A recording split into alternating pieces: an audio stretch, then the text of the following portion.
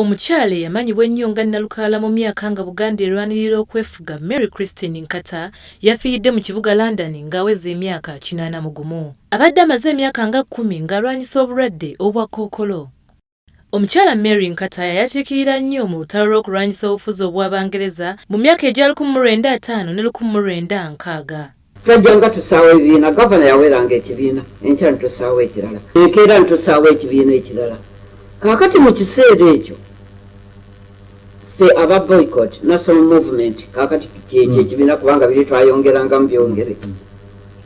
Kaakati twali tumaze okugenda e Mengo nze kennyini ne tugamba Katikkiro Kintu ne tumugamba nti ffe tugenda kwefuga mu mwaka gw'enkaagamu enkeera ntusaawa ekibiina ekirala.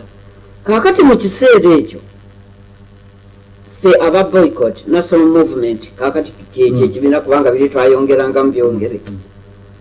Kaakati twali tumaze okugenda e Mengo nze kennyini ne tugamba Katikkiro Kintu ne tumugamba nti ffe tugenda kwefuga mu mwaka gw'enkaagamu. Era mu kiseera ekyo Ssaabasajja ntugenda ntumugamba.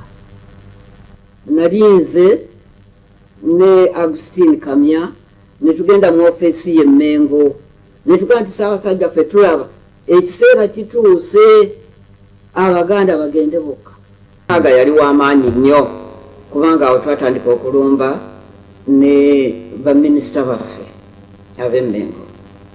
Baminisita baali tebaagala kintu kino nga balowooza nti Abaganda baagala kutandika kukola ki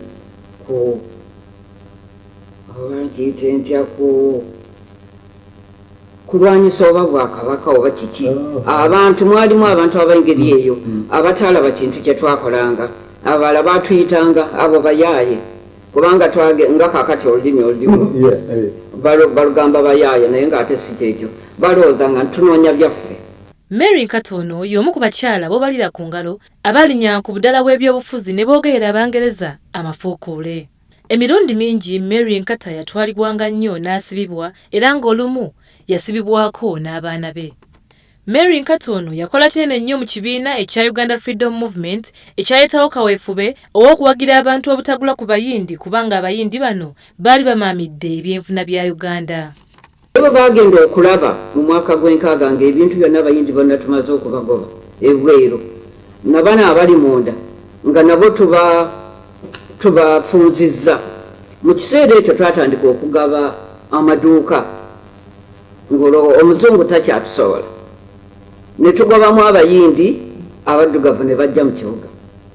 Abaddugavu abajja mu kibuga simanyi oba wawulirako omwami Kayondo twamuwa edduuka ly'engatto, mwami Mukubira n'atandika mu dduuka ly'engoye. Mary Nkata n'omukulembeze wa Uganda Freedom Movement Augustine Kamya baagezaako nnyo okulangirira okwefuga kwa Uganda kwe bagamba nti kwali kwakubeerawo mu October ow'omwaka ogwa 1961.